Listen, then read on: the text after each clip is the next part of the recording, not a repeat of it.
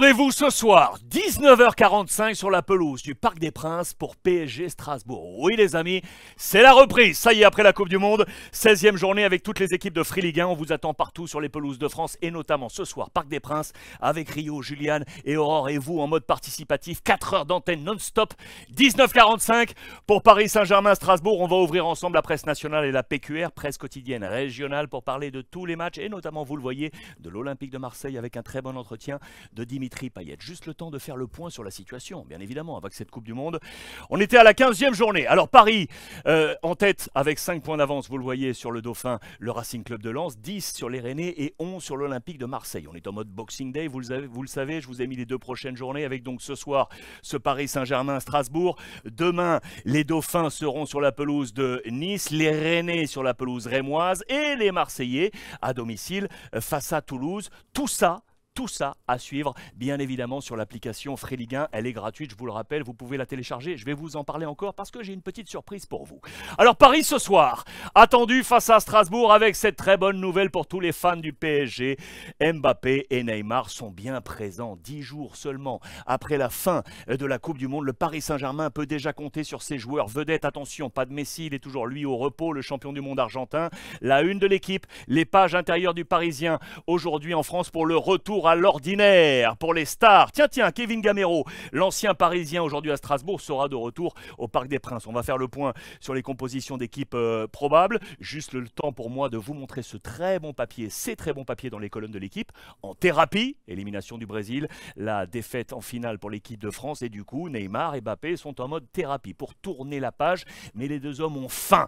Bien évidemment, c'est ce papier dans les colonnes de l'équipe. Interrogation et la gamberge espagnole sur 3 profils avec Juan Bernat, Carlos Soler et Pablo Sarabia. Ils soulèvent des questions après une phase allée dite quelconque. Peuvent-ils être des valeurs ajoutées à l'effectif parisien d'ici juin, d'ici donc la prochaine fenêtre du mercato? Ça, c'est une affaire à suivre et on va voir s'ils sont titulaires ou non ce soir dans les plans de Christophe Galtier. Arbitrage de Monsieur Turpin, voici le 11 probable dans les colonnes du Parisien aujourd'hui en France. Regardez Strasbourg tout d'abord avec Sels, Djikou, Niamsi, la défense avec Fila ou Perrin, mais Perrin qui pourrait passer sur le côté gauche, Doucouré, Diarra, Persic, Bellegarde, devant Camero donc avec Thomasson et Ajorc, la tour de contrôle offensive Ajorc, côté Paris Saint-Germain. Alors, s'il y a 2 interrogations ici et ici, vous allez voir qu'il n'y en a pas pour le quotidien l'équipe. Bernat, Marquinhos au Bichwabu avec Rabos, Mukiele, Donnarumma, le milieu de terrain sans Messi avec Vitinha, Verratti et Fabian Ruiz,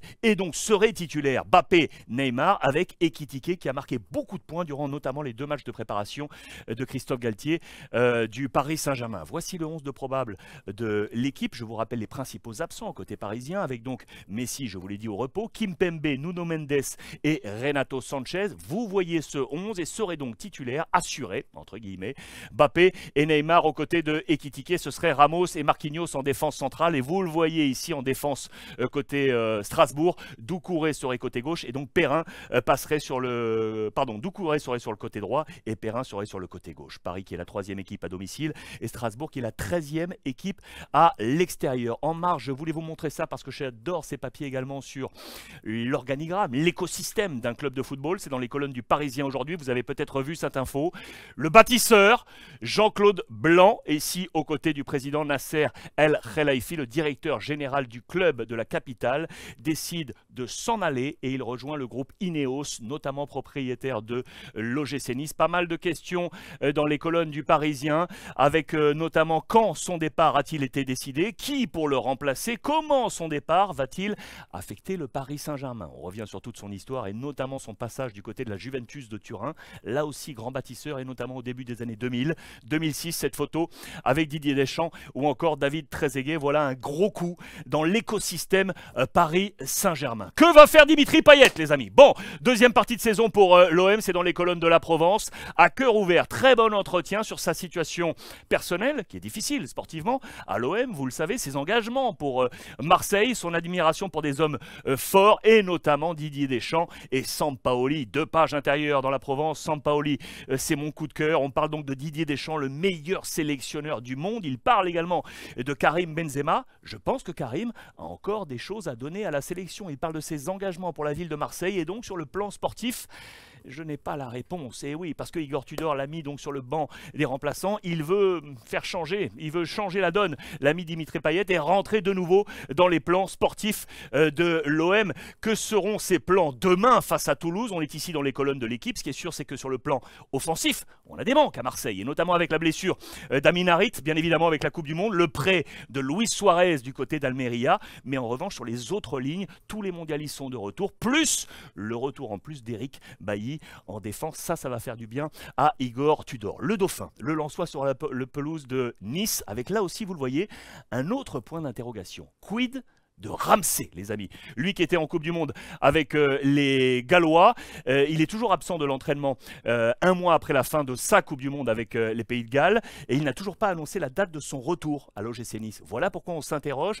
Son futur à Nice s'écrit pour l'instant en pointillé. Là aussi on s'interroge sur un autre profil. Bayo, l'ancien Clermontois aujourd'hui à Lille. Les deux équipes s'affrontent. Ça va lui faire plaisir de revenir du côté de Clermont pour peut-être enfin grappiller du temps de jeu. Pour l'instant jugé famélique sur la première partie de saison, il serait à un carrefour de sa carrière. On l'attend dans ce plan de bataille lillois pour affronter les Clermontois qui, eux, sont gonflés à bloc. Je vous montre ça dans les colonnes de la PQR avec la montagne, avec le capitaine Max Gonalon. Ils sont prêts à accueillir les Dogs. Petit focus parce que je l'adore. Lui, c'est un joueur que j'adore, c'est le gardien de Clermont.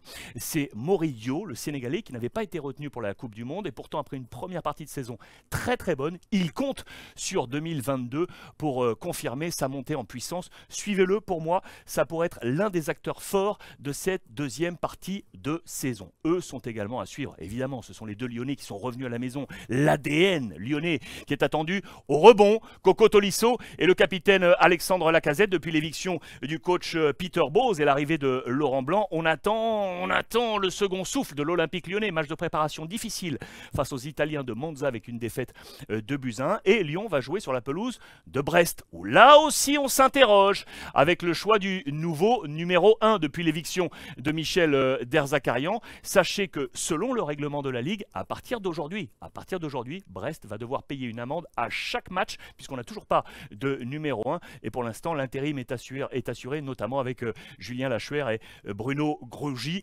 L'amende sera tombée pour les Brestois pour ce match face à l'Olympique lyonnais. Les valses d'entraîneurs se sont multipliées, vous le savez, du côté de la Ligue 1. On pense notamment à Gérald Baticle du côté du SCO d'Angers. Ce sera d'ailleurs la grande première d'Abdel Bouazama, l'ancien directeur du centre de formation du SCO d'Angers, qui est aujourd'hui le nouveau numéro 1. Angers sur la pelouse d'Ajaccio avec un très bon point sur la carrière de Youssef Belaïli, le milieu offensif d'Ajaccio, qui traîne une réputation de joueur brillant, fantasque et ingérable, ce qui a nui à son évolution. Aujourd'hui à 30 ans, vous le savez, qui a rejoint le club d'Ajaccio. Nouveau coach également du côté de Troyes, les amis. On va y revenir. Les Troyens qui vont accueillir la formation nantaise. Nantes qui, vous le savez, là aussi jouera un 16e de finale de Ligue Europa face à la Juventus de Turin. Donc il est important de prendre des points maintenant avant de donner de l'énergie également sur la Ligue Europa face à la Juve. Les Nantais avec, regardez dans les colonnes de Presse Océan, j'adore ces papiers, avec Ludovic Blas notamment, qui revient dans cet entretien sur ce transfert manqué du côté du LOSC l'été dernier. Il a mis un peu de temps psychologiquement à se remettre dans le bain, mais il l'a fait brillamment. Il est le porte-drapeau offensif de ce FC Nantes. Il sera bien évidemment dans les plans d'Antoine Camboiré sur la pelouse troyenne. Je vous l'ai dit, avec donc un nouveau coach. Lui, vous ne le connaissez, mais alors pas du tout.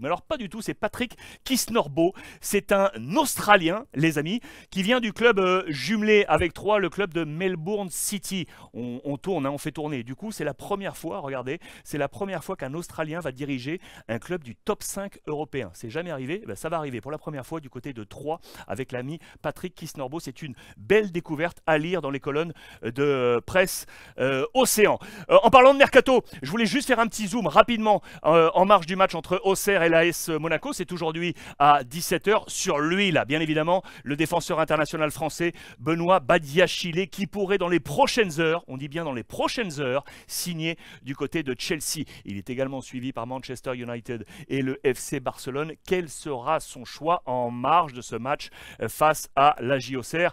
C'est le mercato très attendu et je vous rappelle, toutes ces infos, vous pouvez les retrouver sur l'application Free Ligue 1. Je vous le rappelle également parce que c'est gratuit. Je vous ai juste mis ça, ce sont des petites captures d'écran de mon propre téléphone. Quand vous êtes sur l'application, qui est gratuite, vous la téléchargez, vous avez pas mal d'informations qui déroulent comme ça tout au long de la journée. Vous avez également, et ça aussi c'est gratuit, à chaque journée de Ligue 1, tous les buts, je dis bien tous les buts des 10 matchs de chaque journée. Vous pouvez d'ailleurs aller consulter tout ce qui s'est passé sur les 15 précédentes journées. Je vous ai regardé par exemple mis la 15e journée. Vous avez un petit film qui récapitule tous les buts et vous les avez un par un si vous le souhaitez sur l'application et c'est gratuit. Vous retrouvez également, vous le voyez, gratuitement les entretiens que j'ai la chance de réaliser comme ici avec Sofiane Bouffal dernièrement du côté du SCO d'Angers. Tout ça c'est gratos les amis. Je vous rappelle qu'également si vous voulez l'option payante, 3,99. Je vous rappelle comment ça se passe durant les matchs. Durant les matchs, vous avez une forme de clipping, c'est-à-dire que dès qu'il y a une action chaude, eh bien cette action, quelques secondes après, vous est disponible sur votre application et au bout du compte, vous aurez vu 30 minutes. 30 minutes de match. Si vous êtes en train de faire autre chose, si vous êtes pris, quelle que soit votre position sur le territoire français, eh bien vous verrez ces 30 minutes de match avec les 3,99 € et l'application Free Ligue 1. Si vous voulez rester sur l'application gratuite, vous avez les buts et les résumés gratuitement, juste 15 minutes pour le résumé. Après le coup de sifflet final, si vous êtes abonné Free, vous avez tout, hein, le pack premium, tout est incorporé. Si vous êtes déjà un abonné Free, la bonne nouvelle également pour vous qui nous suivez d'ailleurs avec Free du côté des Caraïbes, je pense à la Martinique, je pense à la Guyane, à la Guadeloupe, Saint-Barth, Saint-Martin, et bien ça y est, l'application est disponible également là-bas les amis. Ça c'est une bonne nouvelle et ça sera à suivre. Ce soir je vous attends donc avec l'équipe Free, 19h45, le Parc des Princes pour ce PSG Strasbourg, 4 heures d'antenne non-stop, gratos sur la chaîne YouTube avec Aurore, avec Rio et avec Juliane et avec vous en mode participatif. On va se régaler. Oui, c'est la reprise.